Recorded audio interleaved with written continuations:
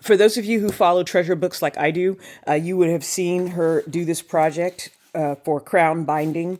I absolutely love doing this, probably because it's a folding. I might need to get into origami to express my love of folding paper into different patterns or whatnot.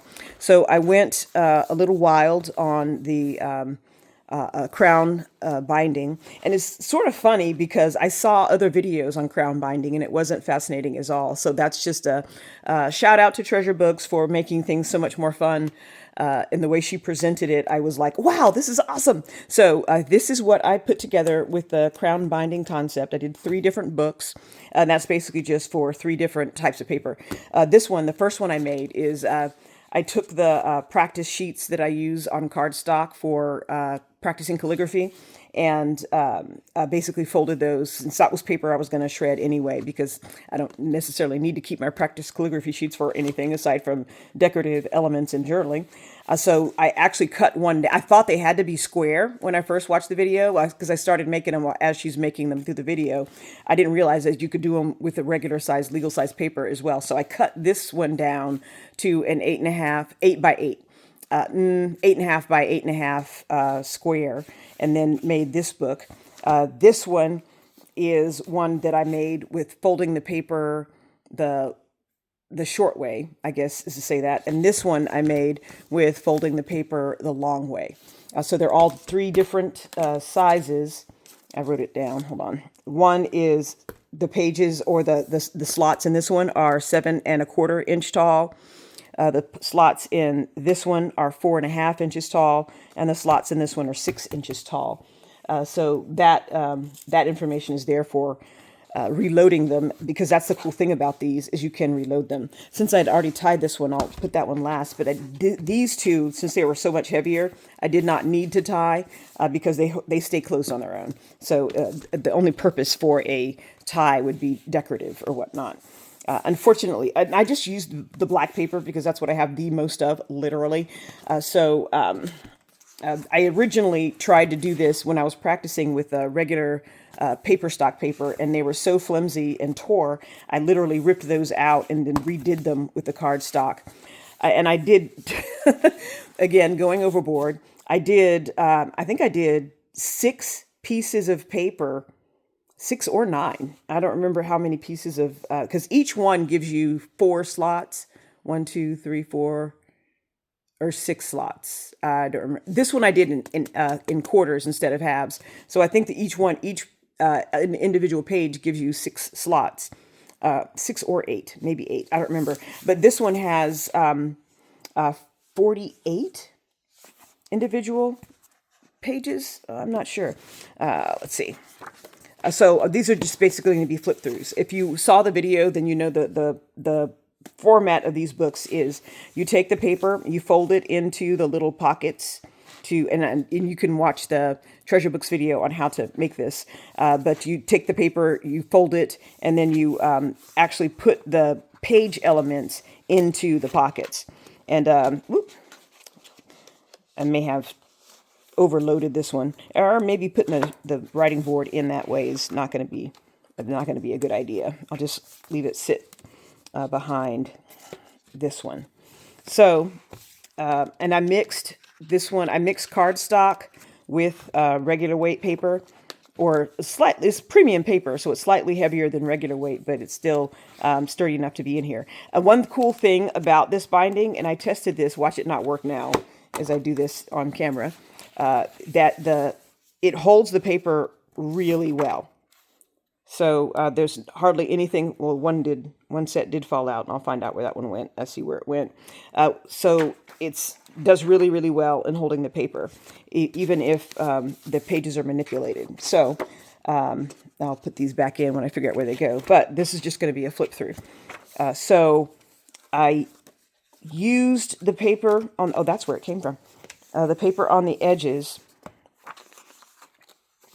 And I'm wondering if maybe I need to close those, because that's where I'm having. And this fold came out wonky for some reason, which is why it's not holding the paper very well. So in this one, I alternated. I wanted to get 100 sheets in the book, and that's why I overstuffed it and over and overdid it here because the thickness of the cardstock binding is thicker than the paper. It makes it close like this instead. But I don't think that would fix if I were just using only cardstock in this one. So I'm gonna leave it as is. So I'm alternating basically writing paper with cardstock throughout the book. And this one has so many pockets that I alternated different colors of cardstock as well, just to give it a little bit more bling. When it's at a certain height, like in the middle, it almost lays flat, but laying flat doesn't really matter because you just take out the pages like like this. And one other thing that Treasure Book showed in her videos, you can actually flip these up and do paper lengthwise this way. But I don't think I have any regular weight paper that's long enough to fold that way, because this is, like I said before, 7 1/4 here this way, and it's 7 3/4 this way. And I didn't have any paper that was, it would have to be 16 inches long. I have paper that's that size, just not paper I want to cut up to put into a journal. And I'm not really sure what I'm even going to do with this. But I really liked the proof of concept. It came out, it was fun to make, and I imagine it would be fun to use.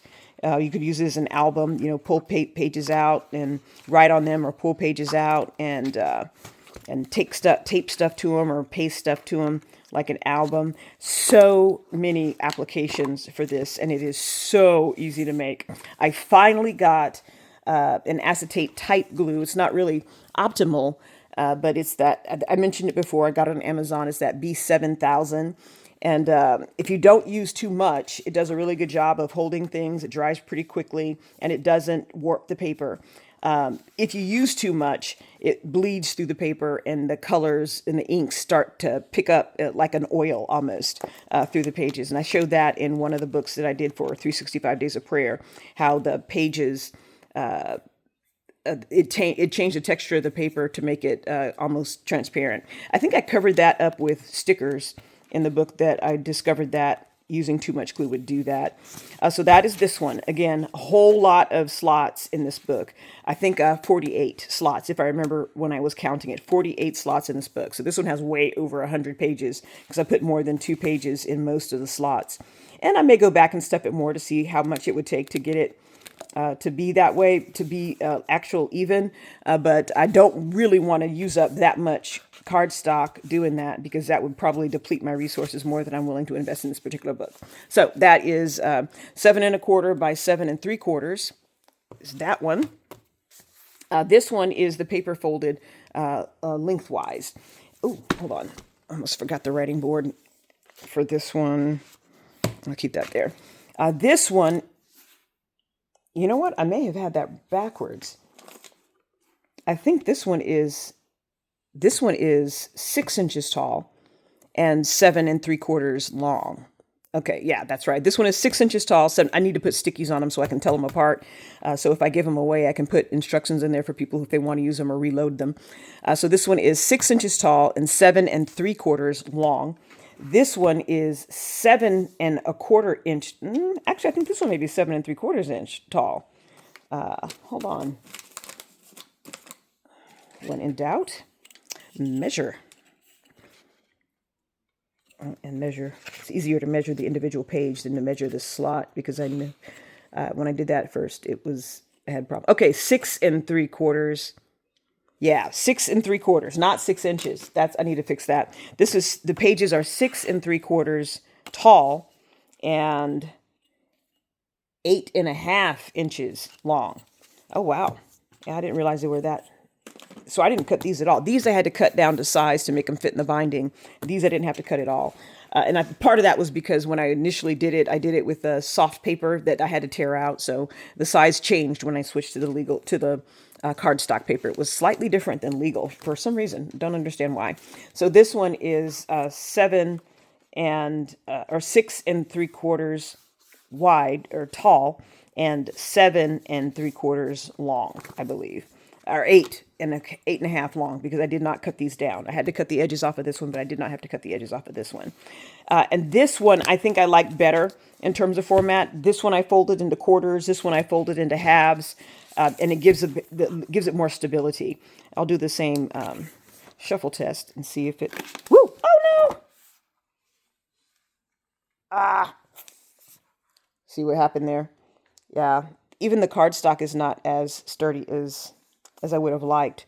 So it tore. I was trying to figure out what happened. It tore along this edge. I can fix that easily, but I'm not going to do the slide test as a result of that because I don't want to destroy them. I guess I could do the same thing again. I basically tore the paper out the last time and re-glued it in here in the binding. So it's imminently fixable if I did mess it up badly. But how am I gonna fix that? I'll decide later. Okay, so this one only used white cardstock and antique cardstock, and it just goes. I think it goes back and forth, which is which. Like you have white on both sides, and you have antique on both sides. You have white and antique switching back and forth. Yeah, so then I did alternating white and antique, and I have more antique cardstock than white cardstock, of course, because that's just how I roll. So I think I used more antique cardstock than the white cardstock. And this one, if I remember correctly, has 24 slots, I think. So this one only had I think it only had 3 sheets of cardstock, but I don't remember. I was so happy folding things that I don't remember. Man, I hate that I did that. So I'll probably fix it with clear tape or something like that. Because it just basically, or I could glue it together. I did not go through, that's one thing I didn't think about, going through and gluing these inner parts together to give it more sturdiness. I think I will glue it in here and not worry about trying to fasten something on this end. I think that would be a better option. So that is this example of crown binding. And last, but the first one I actually made is this one. And I put a tie on this one. I don't know why, because it doesn't really need one. It does have a slight alligator mouth just because of the springiness of the cardstock. I did not use a bone folder when I was making this one because I was actually making it during the video, and you can see where I went a little excessive on the glue and elements of this one. But every project is an opportunity to learn what works and what doesn't work. And one of the videos I'll do in a second will show you. I've decided to include lessons learned since this is all about the make part of the journal. I'm not going to do any how-to videos because there are other people online, especially Treasure Books, who does this way more better than I do, or way more better. I love my English, but there's much better artisans that can show you how to do these kinds of things in ways that are fun and engaging than I am. But I'll show you what I made because that's what this is all about. I am J9 made this, and I really I'm surprised how much I like this use of the cardstock that I use to practice my calligraphy. I was going to shred it all, or recycle it all, depending on what I used it for.